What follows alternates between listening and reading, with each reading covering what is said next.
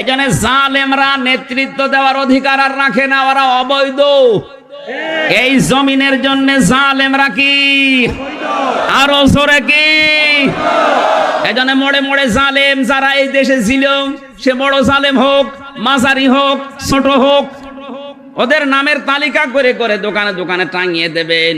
কোন জালেম যেন এই দেশে আর নেতৃত্বে আসতে না পারে, কারণ ওদের দুনিয়াও শেষ, ওদের আখেরাতও শেষ। আপনি ভুল করে করেন না, জেনে বুঝে করেন, আপনি যেহেতু জালেম। আল্লাহু লা ইয়াহদিল কওমাজ জালিমিন, জালেমদেরকে আল্লাহ হেদায়েত দিচ্ছে না, দেবেও না। সুতরাং আপনার সব শেষ। আমরা যারা মাজলুম হয়েছিলাম, এখন আমাদের আনন্দ। কথা বলেন এখন, মাজলুম দোয়া করলেই সঙ্গে সঙ্গে আল্লাহ এটা কবুল করে নেয়। হাজারো মাজলুম যারা জেলখানায় আমি দেখেছি, কত মানুষ জেলের বাইরেও রাত কাটিয়েছে, ধানের জমিনে, বাগানে, নদীর ধারে, নৌকার ভেতরে ঝোপড়ি পেটে, সেখানে 1-2 বছর, 5 বছর, 10 বছর মনে হচ্ছে সংসার করে নিয়েছে, অথচ নিজের বাড়ি ঘর সব ফেলে। যে জালেমরা অত্যাচার করে একে মাজলুম বানালেন, তার চোখের পানি বৃথা যাবে? মাওলানা মামুনুল হককে আমি কাঁদতে দেখেছি জেলখানায়, মাওলানা শাখাওয়াত হোসেন রাজিকে আমি কাঁদতে দেখেছি। হাউমাউ করে শিশুর মতো এই লোকগুলো কাঁদতো। এই মানুষগুলো কেঁদেছে শুধু এই মাজলুম অবস্থায়, এই কষ্টে পড়ার কারণে, নিজের অপরাধের কথা স্মরণ করে। এই জালেমদের প্রতি যে অভিশাপ গুলো আলেমরা দিয়েছে, আমার মনে হয় আল্লাহ এগুলো সব আরো সে তুলে নিয়েছে।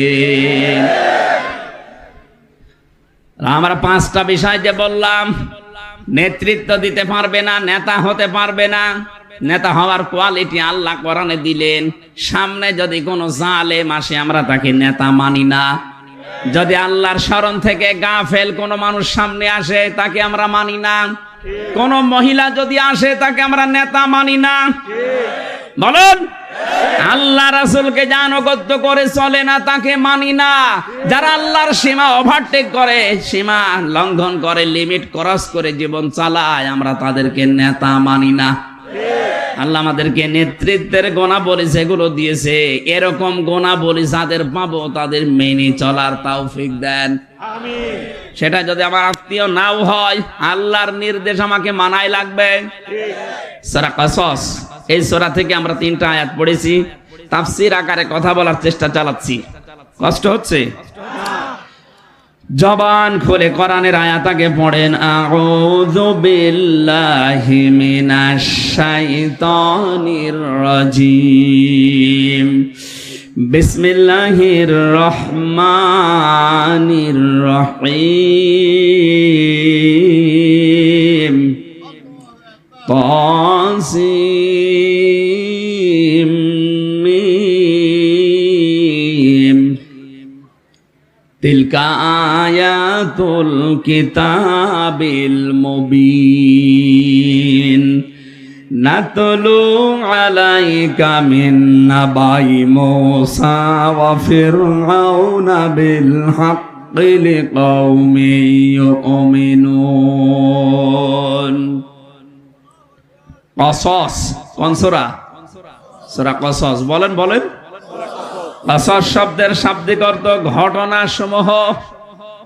অনেকগুলো নবীর কাহিনী, ঘটনা আল্লাহ আমাদেরকে শুনিয়েছেন কিছু শিক্ষা নেওয়ার জন্য। আল্লাহ বলেন, আমি প্রথমে যে শব্দগুলো দিয়ে শুরু করেছি, এটা হরফে মুকাত্তাআত। এর অর্থ দুনিয়ার কেউ কাউকে আমি জানাইনি, আমার নবীকে আমি জানিয়েছিলাম, কিন্তু নবীজি এগুলো প্রকাশ করেননি। কোন কোন মুফাসসিরিন ইকরাম এটা অনুমানের ভিত্তিতে একটা অর্থ দাঁড় করিয়েছেন। তাসিম মিম, তারা জানিয়েছেন এটা আমার নবীজির নাম হবে। রব্বুল আলামিন বলেন, তিলকা আয়াতুল কিতাবিল মুবিন, এই যে আয়াতগুলো এখন তোমাদের সামনে বর্ণনা করা হবে, এটা গোপন কোন কিতাবের আয়াত না, এগুলো সব স্পষ্ট কিতাবের আয়াত। অথচ বাংলার মুসলমানদের জন্য আফসোস, কোরআনে আল্লাহ যতগুলো কথা আমাদের শুনিয়েছেন, আমরা মুসলিম যারা দাবি করছি, আমাদের কাছে কোরআনের কথা স্পষ্ট না অস্পষ্ট? না, আমাদের কাছে এখনো অস্পষ্ট। আমরা এখনো অনেকে এটা বুঝি না। এটা বোঝার জন্য যে সিস্টেম গুলো চালু করার দরকার ছিল ওইগুলো এই 15.5 বছরের পথ সব বন্ধ করে দেওয়া হয়েছিল। কারণ মানুষ তো শিখবে শিক্ষার মাধ্যমে, সেই শিক্ষা ব্যবস্থা থেকে কোরআন বাদ দিয়ে, নবীজির জীবনী বাদ দিয়ে বাবার জীবনী অনেকেই ঢুকিয়েছিল। কোরআনে কারীম আল্লাহ বলেন, আমি স্পষ্ট ভাবে নাযিল করেছি, আলহামদুলিল্লাহিল্লাযী আনজালা আলা আবদিহিল কিতাবা ওয়া লাম ইয়াজআল লাহু ইওয়াজা। সব প্রশংসা আল্লাহর জন্য, যিনি তার বান্দার উপরে এমন কিতাব দিয়েছেন যে কিতাবে কোনো বক্রতা নেই, কোনো গোপন কথা নেই। কোরআনে আল্লাহ কোনো মারেফতের কথা দেননি, যা দিয়েছেন সব স্পষ্ট। সুবহানাল্লাহ বলতে পারেন নাই? অথচ আজ বাংলাদেশ সহ বিশ্বে বহু মুসলমানের কাছে কোরআন এখনো স্পষ্ট হয়নি, তাদের কাছে অস্পষ্ট হয়ে আছে। আল্লাহ বলছেন আমি কোনো গোপন কথা, কোনো অস্পষ্ট কথা দেয়নি। তাহলে আমাদের কাছে এটা স্পষ্ট করতে হলে এর পেছনে সময় দেওয়ার দরকার নেই, ছোটবেলা থেকে আরম্ভ করা দরকার, কি করে এটা আমাদের জীবনে স্পষ্ট করা যায়। কোরআনে কারীম যাদের কাছে স্পষ্ট হয়ে গেছে, এই মানুষগুলো তখন আর গোপনে থাকেনি, তারাও প্রকাশ্যে আসার চেষ্টা চালিয়েছে। হযরতে আব্দুল্লাহ ইবনে মাসউদ রাদিয়াল্লাহু তাআলা আনহু সূরা রহমান যখন নাযিল হয়ে গেল, তিনি শুনলেন, শোনার সঙ্গে সঙ্গে তিনি বললেন, হে নবী আমার একটু অনুমতি দেন, কোরআনের আয়াতগুলো আমি কাবার চত্বরে জবান খুলে একটু পড়তে চাই। নবীজি নিষেধ করেছিলেন যে অবস্থা ভালো না, এখন পড়ার দরকার নেই। তিনি যেহেতু বাক শক্তি পেয়েছেন, কথা বলতে পারেন, কোরআনের আয়াতগুলো তিনি পড়া আরম্ভ করলেন কাবার চত্বরে গিয়ে। আর রহমানু আল্লামাল কোরআন। যতগুলো সাহাবীর জীবন আমরা পড়েছি, কোন সাহাবী কোরআনের কাছে আসার পরে গোপন ছিল আমি পাইনি। হযরত ওমর যেই দিন মুসলমান হয়েছেন, ওই দিনই তিনি বলেছেন, হে নবী যে ধর্ম আমি গ্রহণ করলাম এটা কি সত্য না মিথ্যা? তিনি বলেছেন সত্য ধর্ম। হযরত ওমর বলেছেন, হে নবী সত্য জিনিস গোপনে থাকবে না, আপনি আমার অনুমতি দেন আমি একটু কাবার চত্বরে মিছিল দিয়ে আসি। বিশ্ব নবী মুহাম্মদুর রাসূলুল্লাহর ওই সামনে সেই কয়জন সাহাবী ছিলেন? মাত্র 40 জন। তাদেরকে নিয়ে তিনি কাবার দিকে একটা মিছিল আরম্ভ করলেন। লিল্লাহি তাকবীর। হযরত ওমর মুসলমান হওয়ার পর, কোরআনে কারীম পাওয়ার পরে তিনি ওপেন হতে চায়। আর এই দেশে এই 15.5 বছরে দেখলাম হাজারো মুসলমান, হাজারো আলেম তারা বলতো, হুজুর আমি গোপনে আছি। আপনি কোন কোরআন পড়েছেন আমি তো বুঝি না। সাহাবীরা কোরআন পড়লে তারা ওপেন হতে চাইতো, কারণ তারা কোরআনে কারীম স্পষ্ট এইটাই বুঝতো। আপনিও ওই কোরআন পড়ে আমরা আলেম হলাম, এমন আলেম হয়েছে যে আলেম হওয়ার পরে হুজুর আমি গোপনে আছি। এই গোপনে থাকার কারণে তো জালেমরা এই কথাগুলো সব জেনে ফেলেছে। আমরা যাই করি ইসলামের জন্য এই গোপনে আছি যারা বলতো, তারা সব লাগিয়ে দিত। কথা বলে না কেন? তাছাড়া কোন লজ্জায় এত বড় একজন জালেমাকে কওমি জননী উপাধি দিল? নৌকা মার্কায় দাঁড়াবেন এই নিয়তে আপনি এত বড় ভুল করে ফেললেন। জেলখানায় 76 জন আলেম ছিল আমার সাথে হেফাজতে, প্রত্যেকে এই লোকটা যেই দিন এই নাম দিয়েছে সেই দিন এর জন্য বদদুয়া দিয়েছে যে আমাদের ডুবিয়ে ফেললো লোকটা। উনি নৌকা মার্কায় দাঁড়িয়েছেন আর মার্কা পাননি দেশে, কুকুর মার্কায় দাঁড়াতেন তাও পাস করতেন।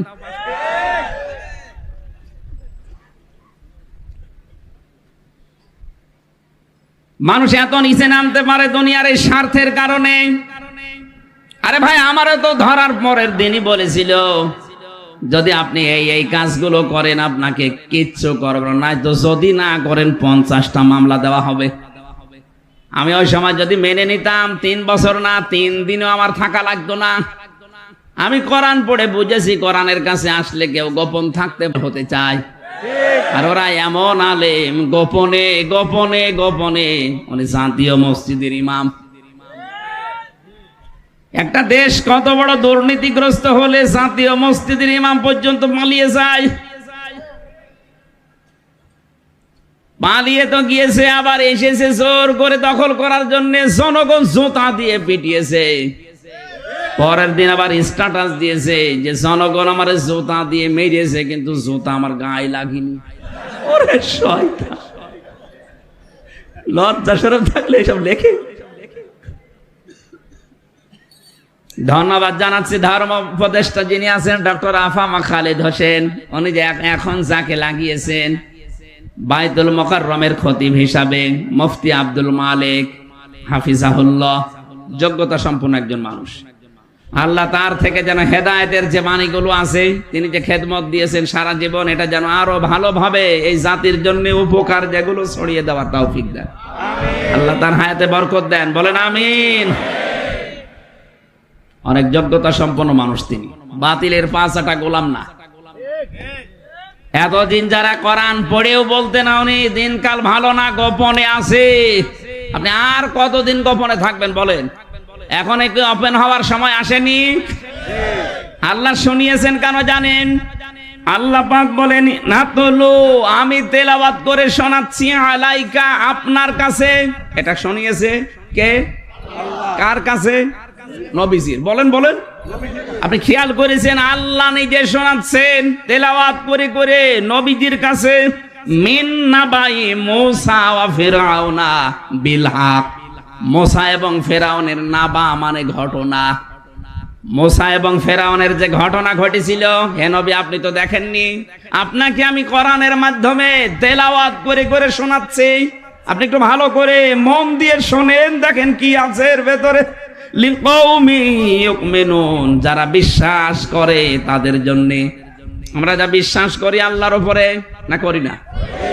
আমাদের জন্য আজকের এই তেলাওয়াত আল্লাহ করে শোনাচ্ছেন। এবার শোনেন আল্লাহ কি বলেন। আমার তো মনে হচ্ছে ১৫০০ বছর আগে নাজিল হওয়া আয়াত, মনে হচ্ছে বাংলাদেশ দেখে আল্লাহ এই মাত্র নাজিল করলো।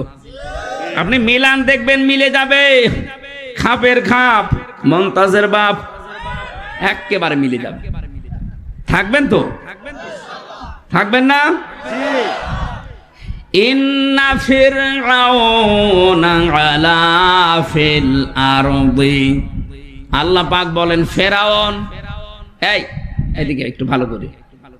ইন্না মানে অবশ্যই, ফিরআউনা মানে ফেরাউন, অবশ্যই ফেরাউন আলা ফিল আরদি, তার নিজের দেশে বিশাল সাম্রাজ্য তৈরি করে নিয়েছিল। প্রভাব প্রতিপত্তি ক্ষমতা পাওয়ার সব তার নিজের ভেতরে, নিজের দেশের ভেতরে বিশাল কিছু করে ফেলেছিল। ৬৫০ বছর রাজত্ব চালিয়েছে একটা দেশকে, কোনোদিন মাথা ধরেনি। এই করতে গিয়ে সে কয়েকটা কাজ বেছে নিয়েছিল। এটা হাজার হাজার হাজার বছর আগের কথা, অথচ এতদিন পরে আমরা দেখতে পেলাম এ পৃথিবীতে যারা লেডি ফেরাউন নামে পরিচিত তারাও এইটাই করেছে। তারা নিজের দেশের ভেতরে প্রভাব প্রতিপত্তি এমন পর্যায়ে পৌঁছিয়েছে, এটা পৌঁছাতে গিয়ে কয়েকটা কাজ তারা হাতে নিয়েছে। এক নম্বরে ওয়াজাআলা আহলাহা শিয়াআন ইয়াস্তাযিফু তাইফা, এক নম্বরে ওই দেশে যে দল বিদলে মানুষকে বিভক্ত করে করে ছোট ছোট দল বিদলে বানিয়ে রেখেছিল। আপনি তাকান, এই দেশে মানুষ যত তার চাইতে দল বেশি। কারণ এক লোক এমনও আছে যে নিজে মানুষ একজন, অথচ দল করে দুইটা। কথা বলছে না কেন? মানুষ একজন, দল করে কয়টা? তাহলে এদেশে মানুষ যত তার চাইতে দল বেশি। ফেরাউন তার উলু প্রকাশ করার জন্য, তার আমিত্ব, তার বড়ত্ব, তার ক্ষমতা টিকিয়ে রাখার জন্য এক নম্বরে করেছিল দেশে দলে বিদলে বিভক্ত করেছিল মানুষকে। এটা ফেরাউনের বুদ্ধি। আর এই বুদ্ধি আমাদের পাশের রাষ্ট্র এ দাদারা একে দিয়েছে যে মানুষকে দলে বিদলে বিভক্ত করে দেন। আর আমরা পাগল, তাকান আমাদের ভেতরে মানুষের যাতে দলই বেশি। কোন বিষয় নিয়ে যদি মত পার্থক্য হয় মেনে নেওয়া যাবে, দল পার্থক্য করবেন কোন কারণে? এক আহলে হাদিস নাম করে তাদের ভেতরে ৯ দল। এই কথা বলছে না কেন? ইসলামী যত দল আছে এই দেশে দেখেন ২৭টার উপরে খালি বেদলে, খালি শাখা প্রশাখা বের করেছে। এগুলো সব করিয়েছে ওরা। শুধু একামতের দিন যারা এদেশে কায়েম করতে চায়, আমি সারা দেশ ঘুরে দেখেছি, এদের ভেতরে কোনো দলাদলি নেই। এই একটাই দল আছে, যাই করেন না কেন দিন কায়েমের ব্যাপারে সব এক। আপনি হাত বুকে বাঁধেন, নাভিতে বাঁধেন, কপালে বাঁধেন, যেখানে বাঁধেন ছেড়িয়ে দেন, কিন্তু দিন কায়েমের ব্যাপারে তারা সব এক। এক কথা বলেন। আর বাকি যা আছে, জেনারেল বলেন, ইসলামী নাম নিয়ে বলেন, ছোটখাটো দলে বিভক্ত করে শুধু সভাপতি আর সেক্রেটারি, আর কেউ নেই। হ্যাঁ, আপনি তাকান, একটা দল আমার দৃষ্টিতে আমি বেশি, একামতে দিনের দায়িত্ব যারা পালন করে। হ্যাঁ, এদের ভেতরেও ছোটখাটো মত পার্থক্য আছে। এদের ভেতরে হাত কেউ বুকে বাঁধে, কেউ নাভিতে বাঁধে, কেউ ছেড়ে দেয়, কেউ আমিন জোরে বলে, কেউ আস্তে বলে, কেউ মোনাজাত হাত তুলে করে, কেউ হাত ছেড়ে দিয়ে করে। একটা জায়গায় তারা সব এক, যে এই দেশে দিন কায়েম করা লাগবে। আপনি মিলিয়ে বলেন তো, এই বিষয়টা কি আমি বানিয়ে বললাম? তাহলে ফেরাউনের এই ফাঁদে ওই জামানায় পা দিয়েছিল সবাই, শুধু একটা দল ফাঁদে পা দেয়নি, সেটা মুসা নবীর দল। আল্লাহ ওইটাই জানিয়েছে,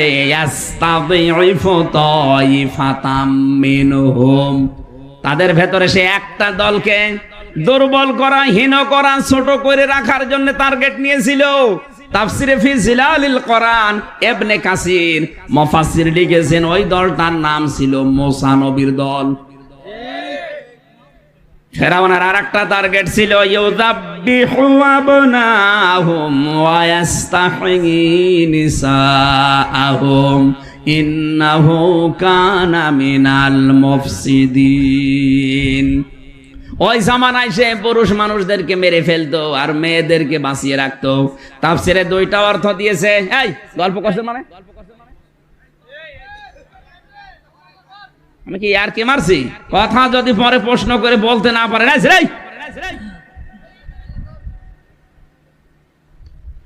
এরে আমি এখন প্রশ্ন করবো, আজটা শেষ হোক।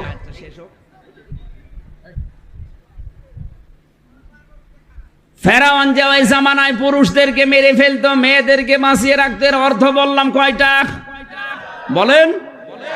এবার যারা গল্প করছেন, আপনাকে দুইটা বলা লাগবে, এখন বলছি। এরপরে যদি বলতে না পারেন, আপনাকে আমি শুনতে আসাবো। আমরা এরকম শ্রোতা দরকার নেই, কারণ বললাম এটা ক্লাস চলছে, ক্লাসের মতো ছাত্র আমার লাগবে। ওই 82 রোল নাম্বার আমার দরকার নেই। কে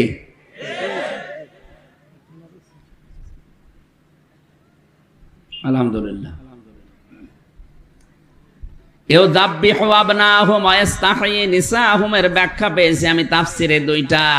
এক নম্বরে ফেরাউন ওই জামানায় পুরুষ বাচ্চা যারা হয়তো মেরে ফেলতো, মেয়েদেরকে বাঁচিয়ে রাখতো দাসীবাদী করার জন্য।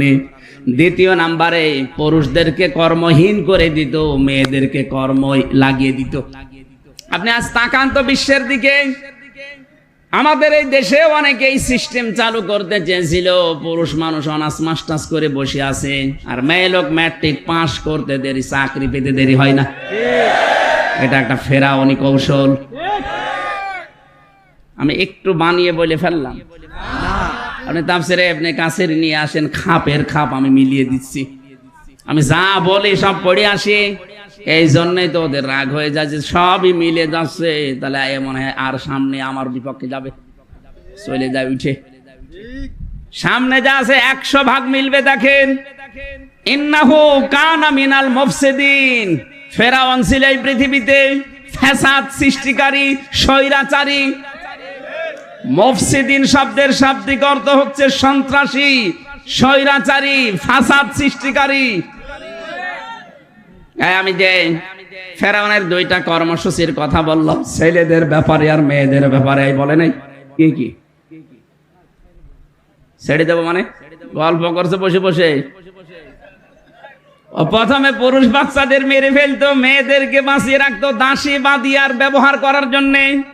2 নম্বরে সমাজে যেন যারও সন্তান তৈরি হয়, এই কারণে মেয়েদেরকে সে কর্মসংস্থান দিত আর ছেলেদেরকে অক্ষম করে ঘরে রেখে দিত। মুফাসসিরিনে কেরামের যে ভাষ্য আমরা শুনেছি, আমরা দেখেছি, ওনারা বোঝাতে চেয়েছেন কোন মহিলা যদি নিজের স্বামী বাদ দিয়ে পরপুরুষের কাছে সময় কাটায় বেশি, তাহলে তার সাথে মহাব্বত বেড়ে যায় বেশি। মেয়ে লোক ঘরে থাকে কয় ঘন্টা, চাকরি যারা করে সময় বেশিরভাগ বসের সাথে কাটায়, যেন স্বামীর চাইতে মহাব্বত বেড়ে যায় তখন স্যারের সাথে। এমনকি অনেককে পেয়েছি তার নিজের স্বামীকে বাদ দিতে রাজি আছে, স্যারকে ছাড়তে রাজি না। নারী পুরুষের অবাধ মিলামেশা চালু করার কারণে 4টা কাজ ফেরাউন করতে চেয়েছিল। 1 নম্বরে এই যে পর্দার বিধান যেখানে থাকে না, ওখানে যেহেতু নারী পুরুষের অবাধ মিলামেশা করার সুযোগ তৈরি হয়ে যায়। ফ্রি মাইন্ড বলে চালায় ওরা, যে এটা ফ্রি মাইন্ড। এই কারণে শয়তান তখন একটা সুযোগ নেয়, মেয়েদেরকে জাল হিসাবে ব্যবহার করে ওদের কাছ থেকে হয় চোখের জেনা, নাই মনের জেনা, নাই হাতের জেনা। এক কথা বলছেন না কেন? বাকিটা আমি নাই নাই বললাম। এমন জায়গায় পৌঁছিয়ে যায়, শেষে দেখা যায় যে অবৈধ সন্তান ওর পেটে। বাচ্চা হওয়ার পরে কি গো, তোমার স্বামীর মতো তো বাচ্চার চেহারা হয়নি, হয়েছে সারের মতো। হোক, দোয়া করেন। আল্লাহ রাব্বুল আলামিন বলেন, এই যখন চলছিল ওর পায়তারা, হযরতে মুসা নবীর এই দলকে যখন ও হীন, দুর্বল, ছোট, একেবারে কোণঠাসা করে ফেলেছে, আমি আল্লাহ একটা ইচ্ছা তখন করেছি। আল্লাহর ওই ইচ্ছাটা আমরা শুনতে চাই। সূরা নামল সূরা কসস থেকে বলছি, এটা 5 নাম্বার আয়াত। অনুরিদু আন্নামুন্না আলাল্লাযীনা ইসতুযইফু ফিল আরদি। আল্লাহ বলেন, নরিদু, আমি নিজে ইচ্ছা করলাম। ইচ্ছা করেছে হামজা, বলেন বলেন। আমি আল্লাহ নিজে ইচ্ছা করলাম। আন্না মুন্না, মানান মানে কি? অনুগ্রহ। মানান মানে আমি আল্লাহ নিজে ইচ্ছা করলাম যে আমি অনুগ্রহ করব, দয়া করব। কাদের উপরে? আলাল্লাযীনা ইসতুযইফু ফিল আরদি। ফেরাউন ওই দেশে, ওই জমিনে যাদেরকে দুর্বল করে, হীন করে, ছোট করে, সব কিছু থেকে বৈষম্যের শিকার করে 15.5 বছরে যাদেরকে কোণঠাসা করে রেখেছিল। লেডি ফেরাউন করেছে 15.5 বছরে, আর ওই ফেরাউন করেছিল 600 বছর। কত? কারণ ওর হায়াত বেশি ছিল। 600 বছর একাধারে একটা দলকেও টার্গেট নিয়েছে, বাকি কোন দলকে সেরকম কিছু বলতো না। ওদের বলতো তোরা বিদল দল, খালি ভাগ হ। ছোটখাটো দলে ওদেরকে বিভক্ত করে দিত, আর একটা দলকেও টার্গেট নিয়ে কোণঠাসা করে রেখেছিল। আপনি হাজার হাজার বছর পরে একটু বাংলাদেশের সাথে মিলান, ঠিক আমার 15.5 বছরে তাই মিলে যাচ্ছে। 72-73টার উপরে দল এই দেশে। কোন দল বাতিলের টার্গেট না, শুধু একটা দল টার্গেট, যারা এই দেশে একামতে দিন কায়েম করতে চায়। এইটাই মুসা নবীর দল। আল্লাহ বলেন, আমি যখন নিজে ইচ্ছা করলাম যে এদের উপর একটু অনুগ্রহ করি, যাদেরকেও দুর্বল করে রাখলো, দেখি কি করা যায়। ওয়া নাজআলাহুম আইম্মাতান ওয়া নাজআলাহুম, আমি নিজে তাদেরকে নির্বাচিত করলাম, করে দিলাম আইম্মাতান, জমিনে যত মানুষ আছে তাদের নেতা। আমি নিজে মুসা নবীর ওই দলের লোকগুলোকে পুরা এলাকায়, বনি ইসরাইলদের জন্য, পুরা মিশরের জন্য আমি তাদেরকে মানব জাতির নেতা বানালাম প্রথমে। আমার তো মনে হচ্ছে 2024 সালের 5 আগস্টের পর থেকে যা আরম্ভ হয়েছে, যাদেরকে এতদিন কোণঠাসা করা হয়েছিল, তারা এখন মানব জাতির জন্য নেতৃত্বের জায়গায় চলে যাচ্ছে। একটা কথা ভুল প্রমাণ করেন যে না, এটা ঠিক হয়নি, আপনি দেখান। আল্লাহ বলেন, আমি তাদেরকে জমিনের ওয়ারিস বানিয়ে দিলাম, উত্তরাধিকারী বানালাম। সামনে আমার মনে হচ্ছে এইটাই হবে, কারণ কোরআনের কথা কোনোদিন মিথ্যা হতে বলেন। পরের শব্দ তো আরো বাস্তব। অনুমাক্কিনা লাহুম ফিল আরদ, আমি মুসা নবীর দলকে জমিনের উপরে শাসন ক্ষমতা দিয়েই দিলাম। অনুরিয়া কেন দিলাম? অনুরিয়া ফিরাউনা ওয়া হামানা ও জুনুদাহুমা মিনহুম মা কানু ওয়া জুনুদাহুমা মিনহুম মা কানু ইয়াহদারুন। আমি ফেরাউনকে, হামানকে আর তার যে দলীয় লোকজন ছিল তাদের এই সৈন্য বাহিনীকে আমি যেন দেখাতে চাই, ওরা যেই বিষয়ে বেশি ভয় পেত, আশঙ্কা করত, তাদেরকে আমি জমিনের শাসন ক্ষমতা দিয়ে দিলাম। আমার মনে হয় 15.5 বছর এদের সবচাইতে বড় ভয় ছিল যেন ইসলাম এদেশে না আসে।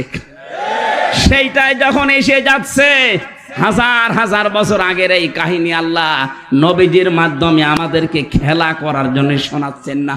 একটা কাজ আছে সামনে আল্লাহর, ওনার পরিকল্পনা যেহেতু অন্যরকম, আমরা চাচ্ছি যেটা উনি শোনালেন এটা যেন তিনি আমাদের দেখান। কথা বলেন না কেন? এটা আমরা দেখতে চাই না।